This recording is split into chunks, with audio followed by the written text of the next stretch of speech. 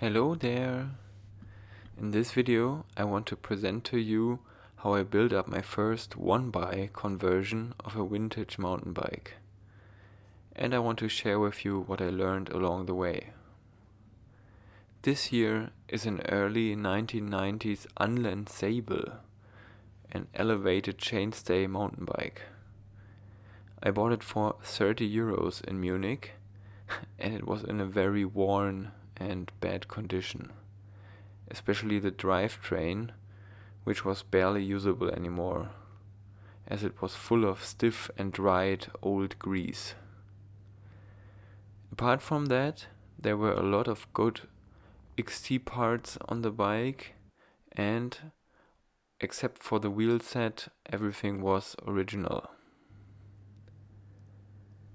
As far as I know, Anlen bikes were made in Taiwan and were sold by the brand Centurion in Germany. In the early 1990s, so the era this bike is from, frames made in Taiwan were starting to take over the bicycle market in comparison to frames made in Japan, where production costs were rising at that time. Anyways, back to a one-by drivetrain. Many people show one-by conversions of old bikes on Instagram or in YouTube videos. And I feel like there it mostly appears like something trivial and easy. Write me in the comments if you agree with that. Often people just swap out a worn and dirty old cassette with smaller cocks against a fancy new gigantic one-by cassette, and that almost seems to be it in the videos. However, I would say it is not that easy, and there are some pitfalls, or let's say some things to consider and to think about when doing such a one-by conversion of an old bike. So, as you can see here, I'm taking apart the old Anlen Sable, and to my surprise, the bottom bracket came loose very easily. Unfortunately, it was some no-name bottom bracket. I had hoped for some high-quality XT sealed cartridge bottom bracket, but I was disappointed. At that point, I was already sure that I wouldn't use many of the original XT parts anymore for the rebuild. Look at this poor rear derailleur. The bottle cage was looking quite interesting, and it seemingly was made in the US. Maybe somebody knows this brand.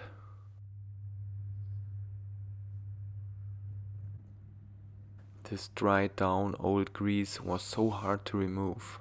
I used brake cleaner all over the frame, but at some points I just didn't get it off.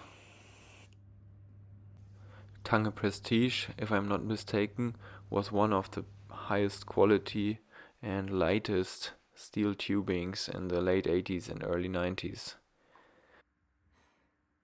Then I had some struggle to remove the cassette, and these old tires were quite dirty. But eventually I got it off. At this point, shout out to my fellow vintage bike nerd Rust Rocket Bikes, who sold me this freehub body here. And here you can see why I need a new one, because I needed a slightly longer one for my one-by conversion. But first some redoing of the wheels with some fresh bearings, because the old ones were quite harsh already.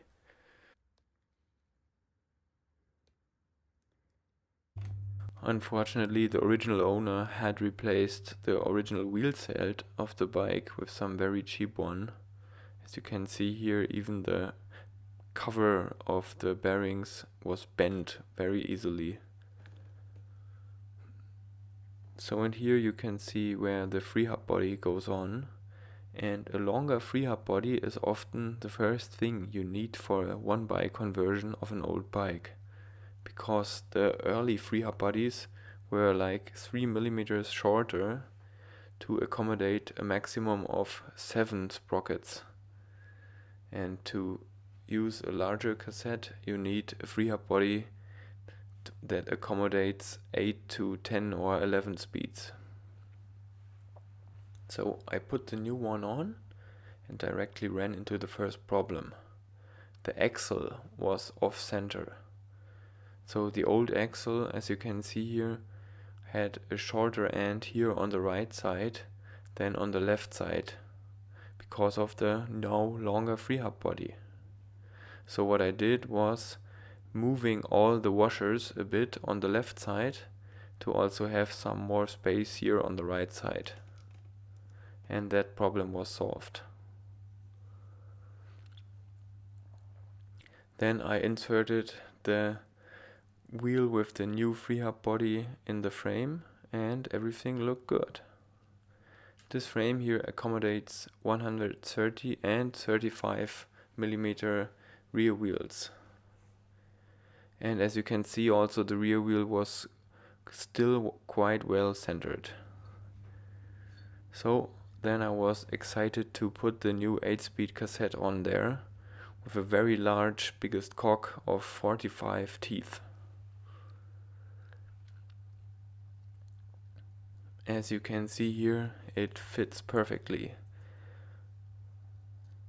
I'm wondering though if you could also just run the 7 biggest cocks here and just leave out the smallest cock and use a cassette like this on a 7-speed free hub body. Would be interesting to try that out. Anyways, I'm using all 8 speeds here and I was happy to see that they just fit fine into the frame. Many people say you would have to redish the rear wheel after doing something like this because the larger free hub body moves the whole hub a bit to the left if you look from behind the bicycle. But in my impression I didn't have to redish the rear wheel. Maybe it was 1 millimeter off. I'm not sure, but I didn't notice it too much. Then I redid also the front wheel, because these cheap hubs, even though they weren't too old, I think, yeah, they just were running very rough. So one learning from this build about the hubs: always try to get well sealed hubs so that you don't run into problems with your bearings getting dirty and dry quickly. Next up, I noticed that I should also clean the brake surfaces. They were quite dirty and I didn't want to have my new brake pads squeal quickly. So as you can see here, there's quite some difference on the polished parts and the dirty parts.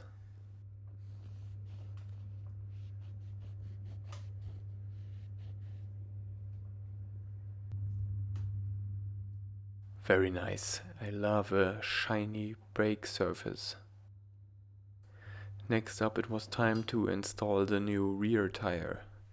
On this build I wanted to go as wide and light as possible. That's why I went for the Schwalbe Billy Bonkers in 2.25 inches wide. And they were so easy to install. I didn't need any tire levers. And here you can also see how wide they are in comparison to the original tires. I think on the small 26-inch wheels it makes a huge difference if you use a wide tire. I always like to go as wide as possible on 26-inch wheels to avoid having the wheels look too tiny. Then I struggled with the dried grease on the crankset. I just didn't manage to get it off completely. For the front chainring I went with some cheap one from Amazon. I really don't get it why you should pay more than 50, 60, 70 euros for a one by chainring. Maybe you can explain it to me in the comments, but I really don't see that. So I went with a cheap one and we'll just try it out. And I think the crankset looks very nice. The color scheme matches the frame perfectly. And now something very important for one-by conversions. Chain line. I checked the chain line that is used for the cassette and derailleur I want to use on the bike. Then I chose a bottom bracket with exactly the spindle length that gives me this chain line when I install the chain ring on the outermost position on the crankset, just as I did here. And the spindle length I need is a 113mm spindle length. Yeah, so this is something you will have to figure out if you do a one-by conversion and want to use an old crankset. Otherwise, a non-ideal chainline might lead to problems like issues with shifting to the highest or lowest gear in the rear. Next up, I installed the cantilever brakes again with some new brake pads by Koolstop. By the way, Koolstop, I have to mention it, just has the best package design. And some jack wire cables and housings. I like the housings. I think they fit the frame perfectly. They're braided silver. No, wait, they are white with braided silver. What I learned about cantilever brakes is that I hate them, and I especially hate installing them. This little plastic cap here just broke during the installation process. You see there's a crack in the plastic. I don't understand why. If I can teach you any lesson about how to center cantis well, especially these old ones here, put the right one into the topmost hole and the left one into the middle hole, and this seems to work for me. With holes I mean the canty socket holes on the frame. There you have 3 ones to choose from, the top one, the middle one and the lowest one. Next up, I was thinking about the thumb shifter. I love thumb shifters and I don't like the shifters under the bars. So I was thinking about using some SunRace shifters and was thinking about friction or indexed. But on this bike I decided to go for indexed 8-speed to just try out how well the indexing works. So cables all installed here, and then finally the chain. And then the moment of truth. Will indexing work properly?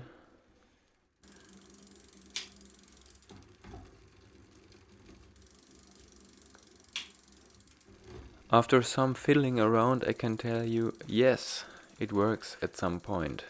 You always have to mind that the shifting cable can stretch a little and has to be tightened well at the derailleur, as it can come loose a bit. But after some fiddling around, now, maybe after 50 kilometers on the bike, it works properly and shifts the 8 gears precisely. So there we are, the completed bike. Nice wide handlebars by ErgoTec. These are the Riser 70 bars, 700mm wide, and the old steel stem. The original XT cranks still in a very glossy finish, and the original pedals still spinning fine. I think the end result looks really cool.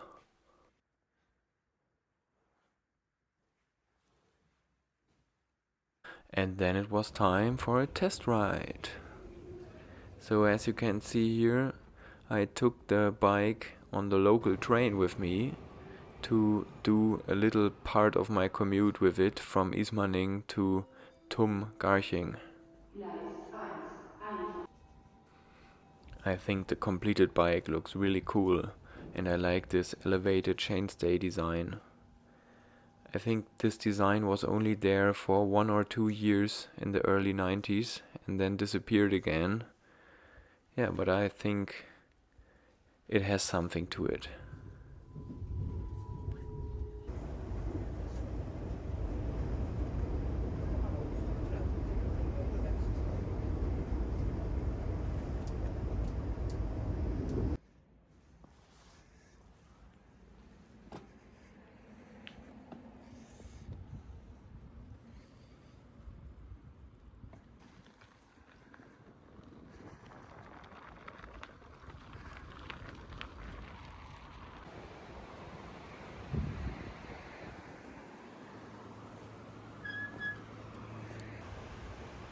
So ride impressions are: the tires roll very fast, the wide handlebars give a very nice feeling of control, and the shifting works very well.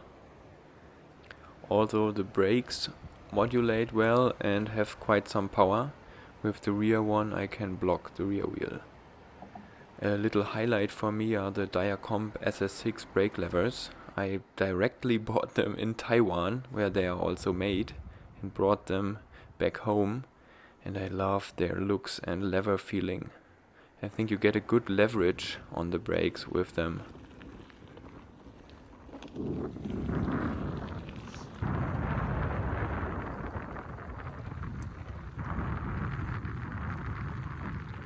Overall, the bike weighs just under 12 kilos, which I think is a quite nice weight for a steel mountain bike like this. Normally I'm not concerned about bicycle weight, but I have to admit on this build I had it in mind a little bit.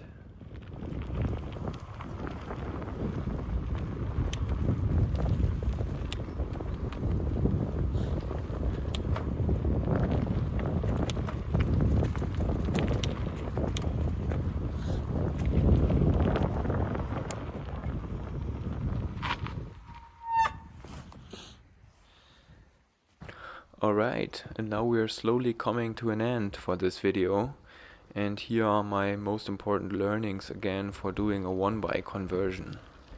So first look at your rear wheel. Does it already have a free hub body that accommodates a cassette for a 1x conversion, so a bigger one for 8 to 11 speed? And if not, will your rear hub accommodate such a free hub body? And if you can put one on, is your rear wheel still centered? So think about these things and then just try it out. And the second thing is, if you use an old crankset, then mind your chain line and look that you find a spindle length for bottom bracket that has the correct chain line as a result. Alright, that's it. Please let me know in the comments if this was helpful for you. Please like and subscribe to support the channel, and I hope to see you in the next video. Bye bye.